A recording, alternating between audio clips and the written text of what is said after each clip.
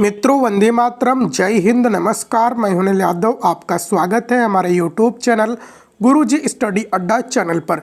मित्रों, आज के वीडियो में हम लोग अध्ययन करेंगे श्यामपट्ट लेखन कौशल के बारे में, skill of A black board writing के बारे में और श्यामपट्ट लेखन कौशल के घटक क्या हैं इसके बारे में इस वीडियो में विस्तार से अध्ययन करेंगे। क्योंकि मित्रों, यहाँ से आपके एग्जाम बीएड सेमेस्टर में हर बार एक क्वेश्चन जरूर पूछा जाता है। तो चलिए मित्रों, शुरू करते हैं। श्यामपट्ट महत्वपूर्ण दृश्य साधन है। इसका प्रयोग अध्यापक अपने पाठ को सरल एवं रोचक बनाने के लिए करता है। अध्यापक को श्यामपट्ट प्रयोग करने की कला में दक्ष होना चाहिए, जिससे वह इसका प्रयोग करके शिक्षण को सफल बना सके। श्यामपट्ट पर साफ साफ लिखा जाना, लेख का स्पष्ट रूप से पढ़ा जाना लेखन श्यामपट्ट लेखन कहलाता है। देखिए मित्रों, हम बात कर रहे हैं श्यामपट्ट लेखन कौशल की। तो मित्रों, जो श्यामपट्ट होता है, श्यामपट्ट कैसा साधन है? तो मित्रों, श्यामपट्ट दृश्य साधन है। आप कहीं भी लिखेंगे तो श्यामपट्ट कैसा साधन है? दृश्य साधन है। तो मित्रों, पाठ योजना को बेहतर बनाने के लिए, बच्चों को बेहतर से समझाने के लिए शिक्षक श्यामपट्ट लेखन कौशल का उपयोग करता है। और शिक्षक अपना श्यामपट्ट का प्रयोग किस प्रकार से करें, इसमें उसे दक्ष होना चाहिए। और मित्रों, श्यामपट्ट पर होना चाहिए कि जो शिक्षक हो साफ साफ लिखे, ताकि सभी बच्चे, बेंच के अंतिम डेस्क पर बैठा हुआ बच्चा भी अच्छे से पढ़ सके, देख सके।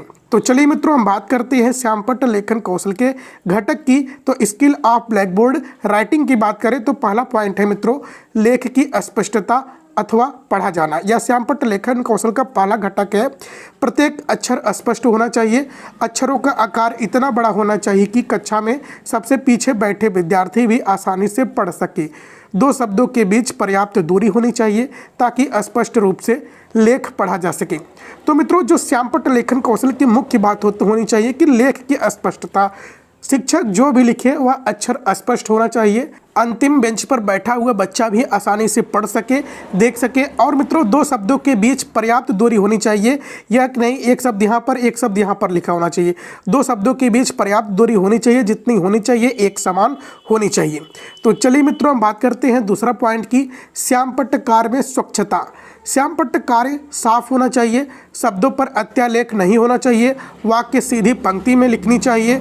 पंक्तियों के बीच की दूरी न बहुत कम न बहुत ज़्यादा होनी चाहिए। तो मित्रों, श्यामपट्ट कार्य में स्वच्छता होनी चाहिए, यानी कि नहीं आप यहाँ से लिखना शुरू किए, लिखते लिखते आप यहाँ नीचे पहुँच गए। श्यामपट्ट मित्रों, उस पर सीधा लिखा होना चाहिए। आपकी जो भी लिखे उसे सीधा लाइन में लिखे। और दो शब्दों के बीच, दो रो के बीच का कॉलम जो है एकदम स्पष्ट हो, सीधे लाइन में हो। हम मित्रों बात करते हैं अगला पॉइंट की, श्यामपट्ट पर लेखन कार्य की उपयुक्तता की। तो पाठ के महत्वपूर्ण बिंदुओं को एक दूसरे के पश्चात क्रमानुसार लिखना चाहिए। इससे विद्यार्थियों को विदित रहेगा कि पाठ का विकास कैसे हो रहा है। श्यामपट्ट पर लिखते समय महत्वपूर्ण बिंदुओं को रेखांकित करना चाहिए।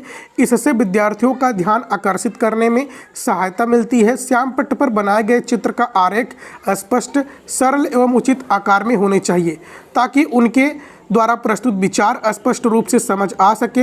विभिन्न भागों का स्पष्ट करने के लिए रंगीन चाकू का प्रयोग करना चाहिए। तो मित्रों, श्यामपट्ट लेखन कार्य जो हो मित्रों वह स्पष्ट हो, साफ हो। और चित्र मित्रों, जो भी चित्र बनाए गए हों या आरेख बनाए गए हों वह स्पष्ट हो, सरल एवं उचित प्रकार के उचित आकार में हो। और मित्रों, आप श्यामपट्ट पर सफ़ेद चाक और ज़रूरत पड़ने पर रंगीन चाकू का प्रयोग कर सकते हैं। श्यामपट्ट पर जो लिखे, जो महत्वपूर्ण बातें हो उसको मित्रों अंडरलाइन करें, रेखांकित कर दे, ताकि बच्चों का ध्यान उस पर ज़्यादा जाए और बच्चे अच्छे से समझ सकें। अब मित्रों, हम बात करते हैं श्यामपट्ट प्रयोग के लिए कुछ सुझाव हैं। इस सुझाव को आप नोट कर सकते हैं।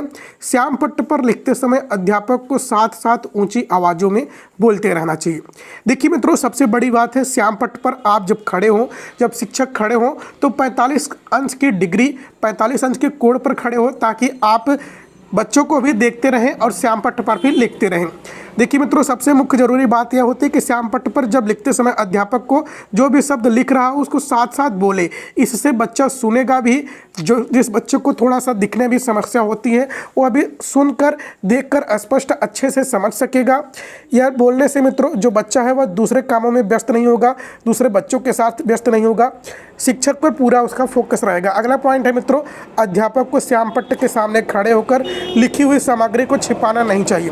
देखिए मित्रों, कभी कभी कभी जो शिक्षक होते हैं अपना लेख लिख देते हैं, लेकिन श्यामपट्ट के सामने ही वह क्या होते हैं, खड़े हो जाते हैं। तो बच्चे को कहना पड़ता है सर हटिए, या कोई बच्चा संकोची प्रवृत्ति का होता है तो वह नहीं कर पाता। यानी कि जब आप लेख लिख लें तो आप एक कॉर्नर पर या एक किनारे खड़े हो जाएं। देखिए मित्रों, अगला पॉइंट है रेखा चित्र की व्याख्या के लिए संकेतक का प्रयोग करना चाहिए। देखिए मित्रों, कोई भी आरेख और रेखा चित्र की व्याख्या के लिए संकेतक का मतलब होता है मित्रों पॉइंटर, एक डंडे का प्रयोग करना चाहिए जहां से आप दिखा सकें। अगला पॉइंट है मित्रों, श्यामपट्ट पर लिखा गया सारांश संक्षिप्त एवं पूर्ण रूप से शुद्ध होना चाहिए। यानी कि मित्रों जो श्यामपट्ट पर लिखा गया है वह पूर्णतः बिल्कुल शुद्ध हो, क्योंकि जो बच्चे होते हैं मित्रों वो शिक्षक का देखा हुआ अनुकरण करते हैं। जब आप कुछ भी गलत लिखते हैं तो बच्चे गलत ही सीखेंगे और आगे गलत ही बताएंगे। और मित्रों बच्चे ऐसे होते हैं कि जो भी शिक्षक बता दिया वह चाहे गलत हो चाहे सही हो, बच्चे उसी को मानते हो। जैसे कि मान लीजिए आपने संक्षिप्त लिख दिया, आपने संक्षिप्त सही लिखा या संक्षिप्त को आपने ऐसे लिख दिया, संक्षिप्त लिख दिया, और जो बच्चा है संक्षिप्त बच्चा इसी को मान लेगा। और घर पर कोई भी व्यक्ति अगर उससे समझाएगा कि नहीं संक्षिप्त यह सही है तो बच्चा नहीं मानेगा। ध्यान दीजिए मित्रों, महत्वपूर्ण बात होती है जो भी शिक्षक बताता है बच्चा उसे ईश्वर के समान मानकर सीखता है। अगला पॉइंट है मित्रों, श्यामपट्ट का न्याय संगत प्रयोग करना चाहिए, यानी कि जितना जरूरत पड़े उतना ही प्रयोग करना चाहिए। अगला पॉइंट है मित्रों, अध्यापक को प्रायः सफ़ेद चाक का प्रयोग करना चाहिए, परंतु महत्वपूर्ण बिंदुओं पर बल देने के लिए रंगदार चाकू का प्रयोग भी कर सकता है।